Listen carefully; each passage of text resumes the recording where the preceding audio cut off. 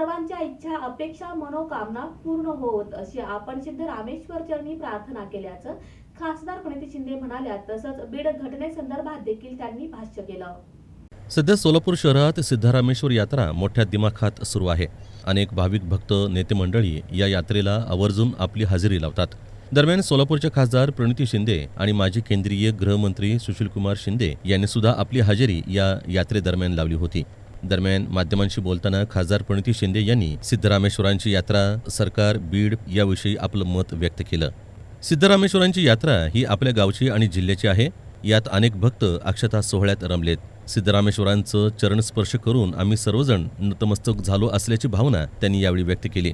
यावेळी सर्वांच्या इच्छा आणि अपेक्षा आणि मनोकामना पूर्ण होऊ देत अशी सिद्धरामेश्वरांकडे प्रार्थना केल्याचं त्यांनी सांगितलं. हे वर्ष शेतकऱ्यांकरता आणि ग्रामीण भागात राहून कष्ट करणाऱ्यांकरता सुखाचं आणि समृद्धीचं जावो अशी इच्छा व्यक्त केल्याचं त्यांनी सांगितलं. दरम्यान बीड शहरातील मसाजोग टाकी आंदोलनाबाबत बोलताना सरकार याबाबतीत अजिबात गंभीर नाही.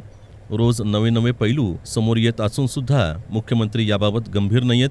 दरम्यान संबंधितांनी राजीनामा दिला पाहिजे, मात्र तोही घेतला जात नाहीये. त्यामुळे एकंदरीत हे सरकार निग्रगट्ट झालं असल्याचं त्यांनी यावेळी सांगितलं. देशमुख यांना क्रूर पद्धतीनं मारलं याचा मी निषेध व्यक्त करते असंही त्यांनी यावेळी सांगितलं. आतापर्यंत हे सगळी प्रकरणं झाकली गेली होती, मात्र आता त्यांना हे भोगावं लागणार असून त्यांना अटक झालीच पाहिजे अशी मागणी खासदार प्रणिती शिंदे यांनी यावेळी बोलताना केली. दरम्यान यावेळी माजी केंद्रीय गृहमंत्री सुशीलकुमार शिंदे यांनी देखील माध्यमांशी संवाद साधत आपलं मत मांडलं.